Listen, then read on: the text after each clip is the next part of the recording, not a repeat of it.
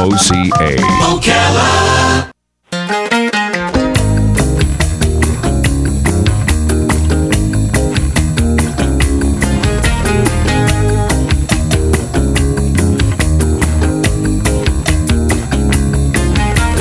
Diamonds in the sunset, now your time has come.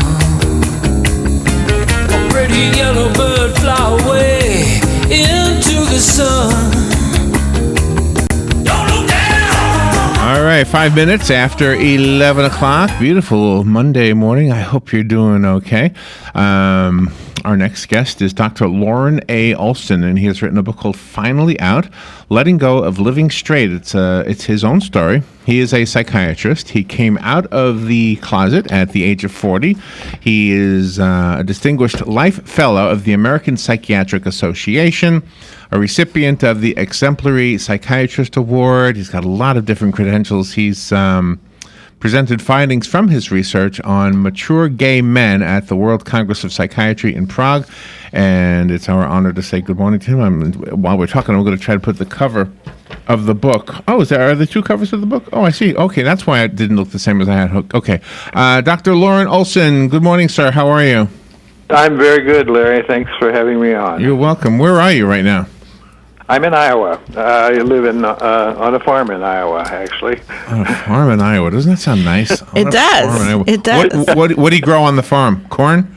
Well, not so much anymore. As I've gotten older and my husband's older, we gave up our cattle operation. He was a cattle farmer. Gosh, that's a huge endeavor. Oh, my God. Yeah, it was. It is but very it was huge. a lot of fun. Yeah, a lot of fun. But we're moving into a suburb of Des Moines pretty soon. So Nice. Why is it, do you suppose, that it was so late in life before you were able to be honest with the world around you?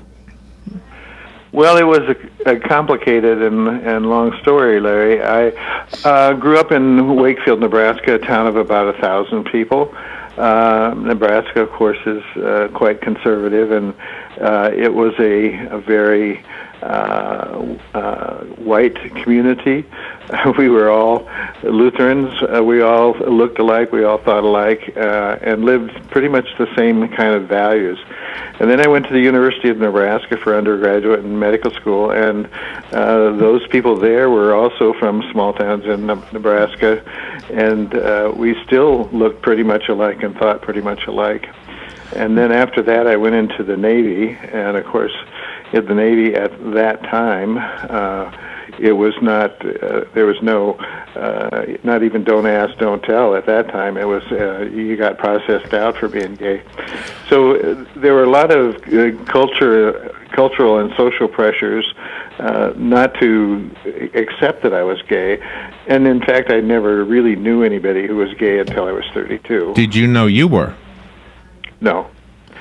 And, you know, a lot of young men have challenged me about that and said, "Oh, you had to know. You were just hiding behind your wife," and that's painful for me because, you know, I married my wife with all the right intentions. I thought that we would be married forever and live a traditional heterosexual life. We had two children together, but I think part of it is because young men have a real difficult time knowing what that time was like. It was still a time when psychiatry called homosexuality a pathologic deviancy. There was no Stonewall yet. There was really nothing to really encourage people to be open and out. Okay, so did you become a psychiatrist in part because of the inner struggle that you were going through, or did you not even know you were going through any inner struggle, or were you not going through an inner struggle, maybe? Yeah. Well, I think, you know, most people who go into psychiatry have one kind of an inner struggle or another. My major inner struggle, I think, at the time was really concerning the fact that my father had died when I was 3, and for all the things that I thought were less than the traditional masculine ideal, I attributed that to his death. And so I think there was an element of me that was struggling to figure those things out and and do the grieving Okay, that I need to do. Were you an only child? No, I was one of 4. My father died when I was 3, and I had 3 older siblings. Okay. Is it all boys? Do you have any sisters? I have an older brother who's now deceased, and then 2 older sisters. Okay, I hope you don't mind. I'm just asking some questions. I'm just in today's world. Well, let me ask you. Do you think that somebody who's born today in your same circumstances is going to have an easier time of being honest with themselves and those around them about their sexuality? I think it depends on where you're born, Larry. If you're born in a more urban setting where there's a gay life around you and you have friends or other acquaintances that may be out, I think it may be easier. But if you're born in somewhere in the Bible Belt, or if you're born in an African American or other immigrant communities, I don't think it's easy at all. Those people have a strong commitment to traditional family values, and that's kind of the thing that you have to give up when you take that step. So it's very difficult yet for a lot of people. I think, though, in general, the a gay community is being more accepted with everyone. But is this controversy about the transgenders starting to shed another negative light on the gay community?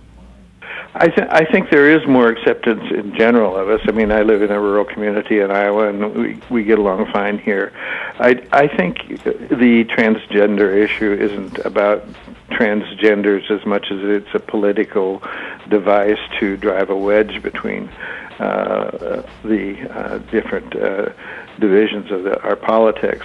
And I mean, it's an important issue. I don't mean to say that, but when we gained marriage equality, it kind of took that out of the conflict between the parties, and so now this is a new one that they can bring up and create a lot of loyalty in their base. Mm-hmm. What I've often wondered about is,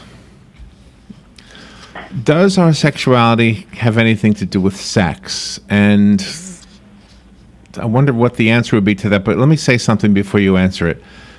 Father Michael Judge was the first fatality of September 11th, 2001. He died of a heart attack. He was a Catholic priest, and he was gay.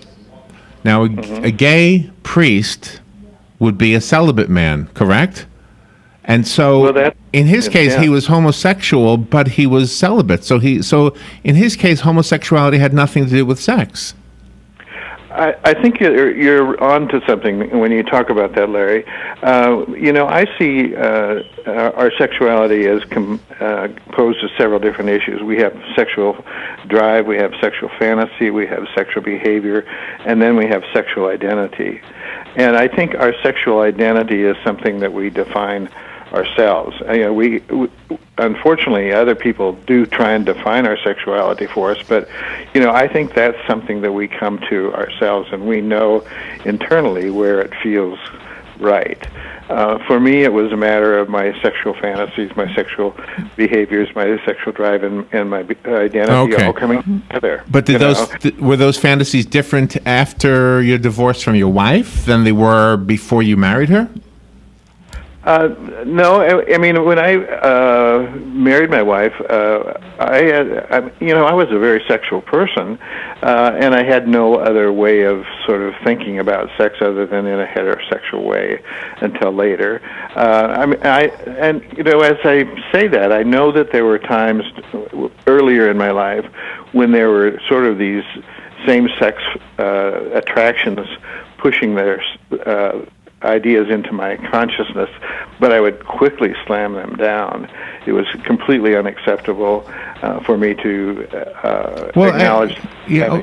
Okay, if a married heterosexual man is having sexual fantasies about another woman, you would say he's flirting with, in quotes, being flirting with infidelity, right? Or something of that nature. Okay. So wouldn't it be the same if you're married to a woman and you're fantasizing about being with a man? Aren't you also flirting with infidelity?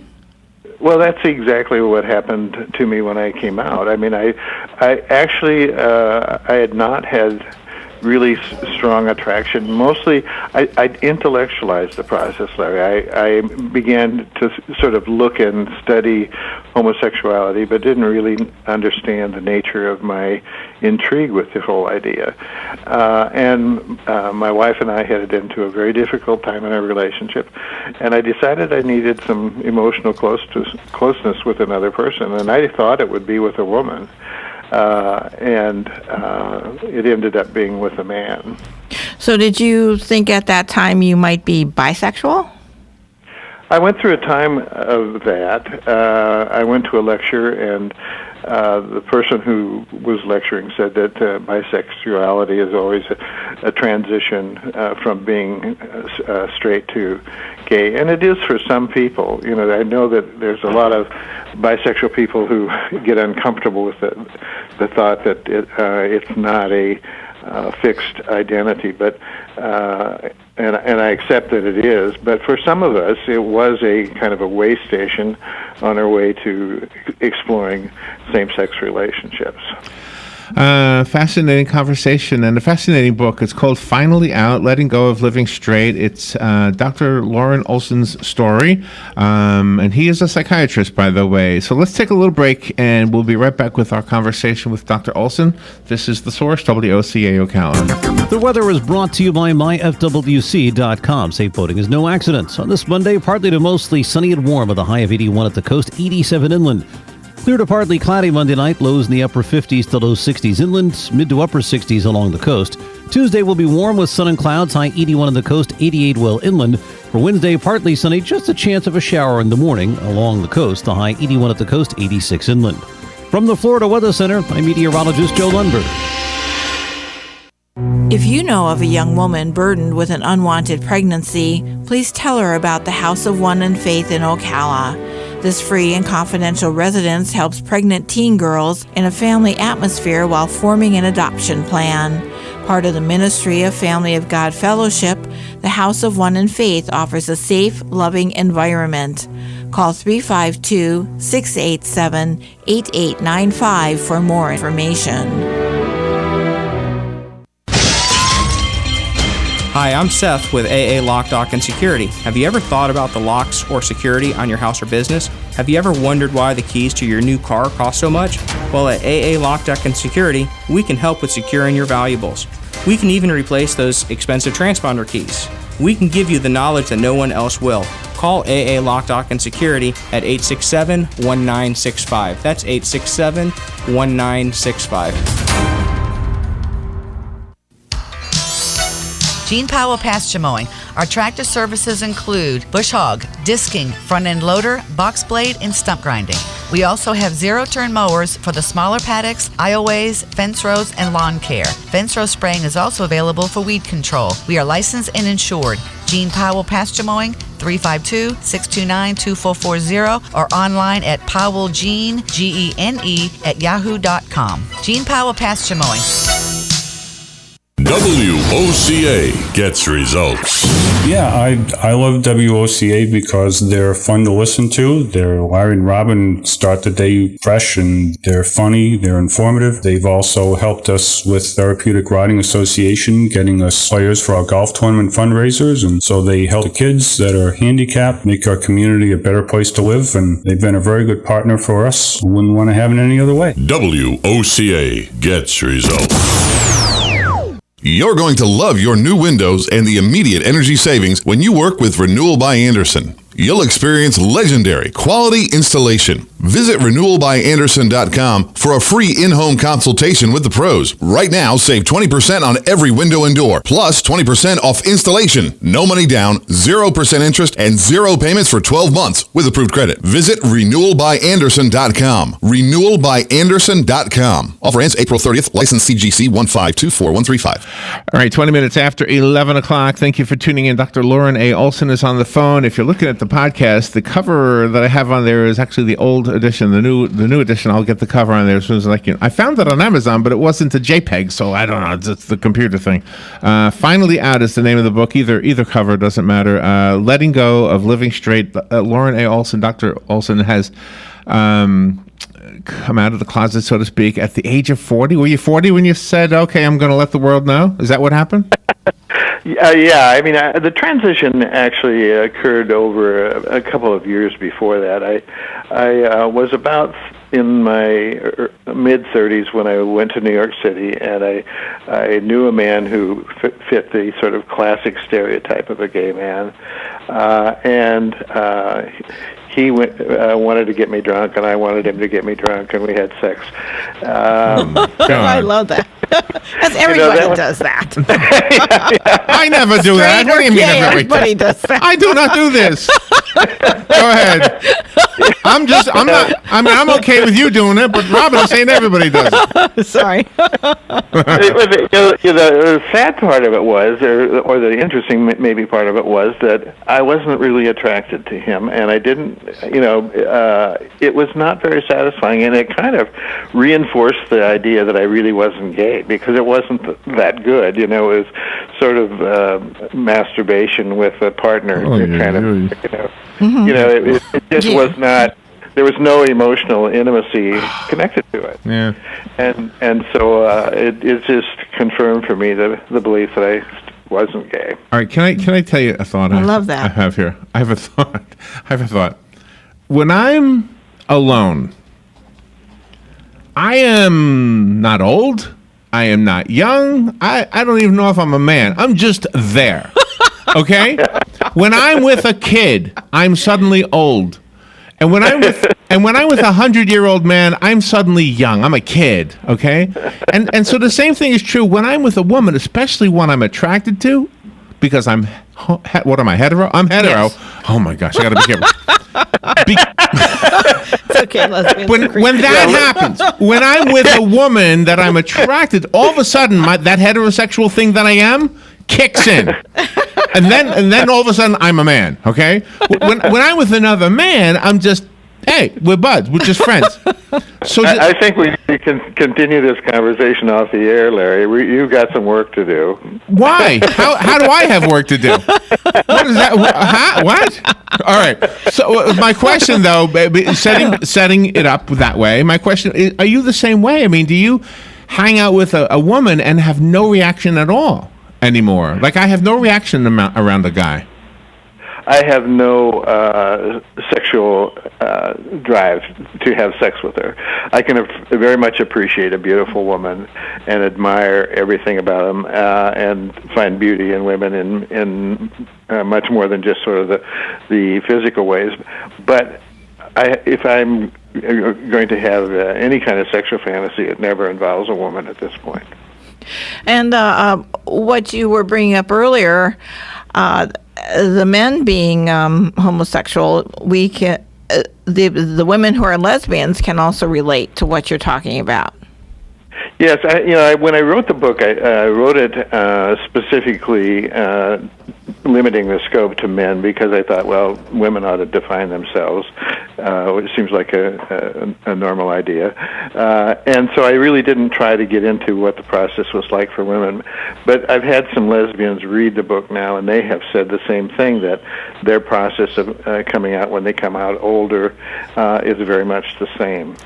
A lot of us who are older when we come out have kids, and that's a very difficult step to take when you're moving away from that commitment to traditional family, and many of us were very invested as fathers and mothers in our kids, and so to leave them behind is very, very difficult.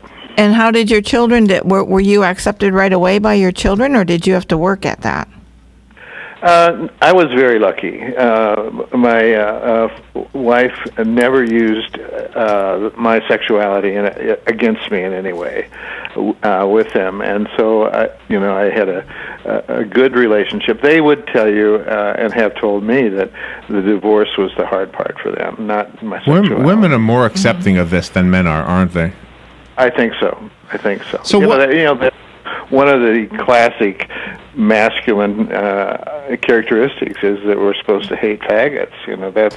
That goes in our. All right, and that kind of speaks to my next question, because my next question is I'm going to ask the question and then kind of add an addendum to it or whatever.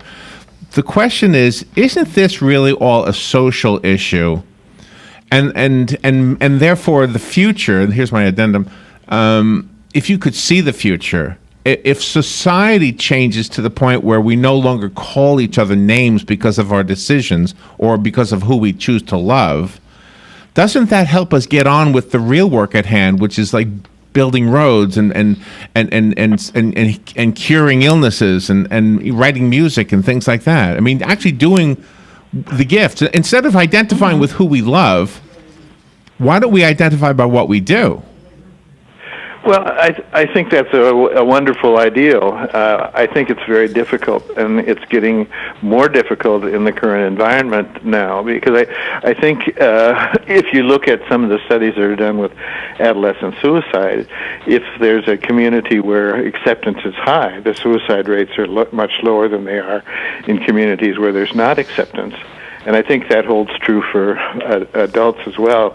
The suicide rate for men who are going through this process is 3 times the general population, and it often comes at times when you're struggling with the issue of coming out. So I think that, ideally we would remove all forms of prejudice and let people be people and love them as they are, but I don't see that happening, and I think it's also sliding backwards now with the divisions that we have in our society. Really? I don't see that, though. I see that we are progressing, maybe slowly, but I think in culture and what I see with the young people especially, it seems like they're more open to it. We work at a mall, and this mall attracts a lot of young people. Yes. And I'll see mixed race couples. I'll see men holding hands, women holding hands. Yes. Yeah. So. Yeah. Come to Nebraska and some of these other less urban places and see, with all the the bathroom issues and all of that, it's not easy. In fact, I did a book signing a week ago, and a woman came to the book signing, and she said. She was the grandmother of a young teen who had just come out to her, and then he'd come out to his parents. And his parents said, "I will not have a gay son," and he killed himself.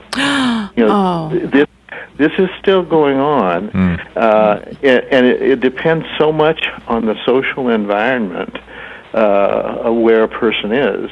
So you can still find terrible. So. Are you ever tempted to move? Are you ever tempted to move to like San Francisco or someplace else? I don't know. No, and actually that's an interesting thing too, because there are studies now that are showing some reversal in those trends with actually more couples in the 2010 census moving into rural and exurban areas, and what they're looking for is a community, of course, where there's acceptance. But and there are certainly communities where that's true. And, I have to say in Iowa that now it's 7 years past marriage equality here, and Doug and I have not experienced any real problems with that as long as we stay within a certain area of the state. But there are parts of the state where we would probably have a real struggle. Well, your work is absolutely phenomenal. You putting out your books and your writings, and also openly coming out and say you are not only a psychiatrist, but a gay psychiatrist. Maybe if that young man would have heard about you earlier, he wouldn't have taken his own life, and his parents might have said, okay, let's just look at this for a while. And if they would have known about you, they might have set up an appointment with you, not just for their son, but for the two of them also. That's certainly my hope that people will benefit in that way from the book that I've written. And I talked to so many people. And the book, this is, as I said, is a second edition. And the first time it came out, I started communicating with people in the Middle East and in Africa and throughout the world, and it's not just an American phenomenon. Dr. And if we look at Dr. Olson, Wow. we're out of time, but thank you Amazing. so much for being on the air with us. The book is called Finally Out. I have a copy here. If you want it, call me. I'll leave it for you at the desk. The rest of us have to get it. I did find it on Amazon, so it's pretty easy to find. And Doctor, again, thank you for what you are doing, and thank you for coming on the show to share it with us.